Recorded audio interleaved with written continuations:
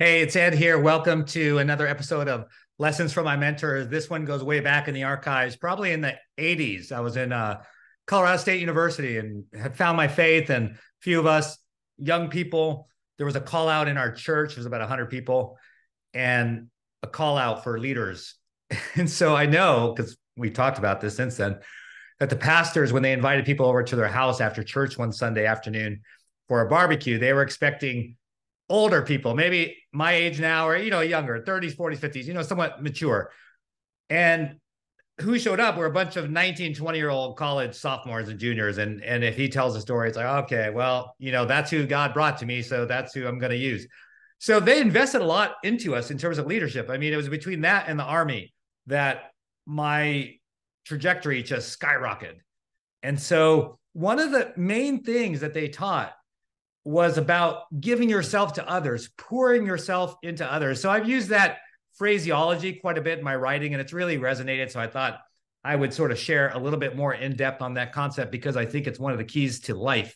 There's some key concepts in life like forgiveness, but another one is pouring yourself out into others. And you know who else made this really famous? I mean, it's really a God thing, a godly principle, but who took it and also based on godly principles, but he was masterful at bringing it to the business world, was Zig Ziglar. I loved Zig Ziglar. I've read so much of his stuff. I saw him personally, still alive. He was an amazing individual.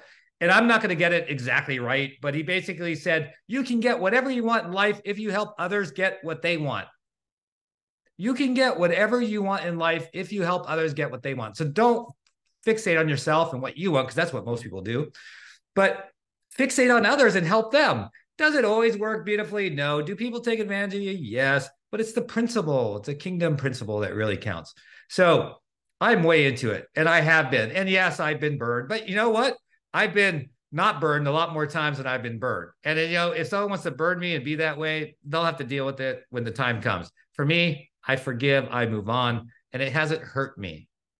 And nor has it hurt any of the people who live their life in this way. So what does that look like practically to pour yourself out onto others? Because what happens is people get poured into, right? So they have mentors, they have people who believe in them, they give them stuff, they help them. And our natural inclination is to hold on tight because it's like, wow, I had nothing. Suddenly I have stuff. Oh my gosh. Then we get this like poverty mentality, like, I'm going to hold on to it. I'm not giving any of that stuff away.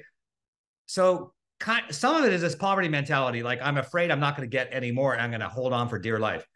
The second thing that happens is people see it as a competitive advantage, right? You suddenly get all this knowledge, you get some accolades or something, and you're going to hold on to it because the other person doesn't have that.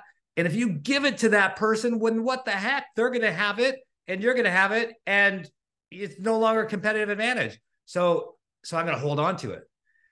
So there's lots of different reasons people hold on to it. This natural selfishness that I've been talking about, this sort of bad wired competitiveness aspect.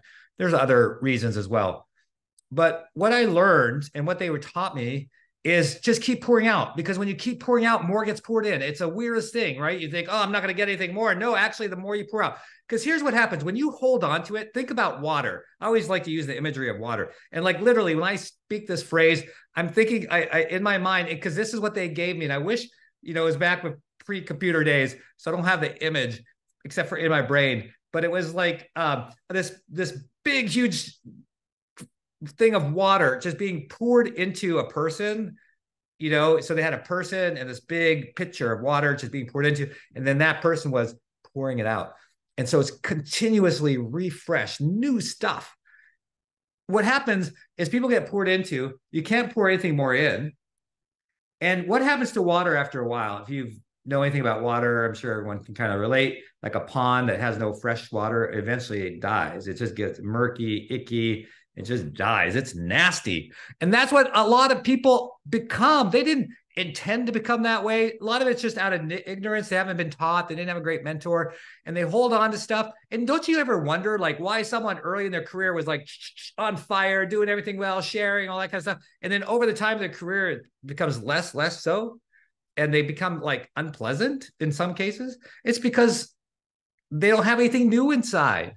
They're relying on the old stuff and it gets stale. So that's the lesson. And it's not hard. I was just thinking to myself as I speak, I mean, is there anything else I could tell you except give yourself away, even if it may hurt you, even if you may think it gives someone else an advantage?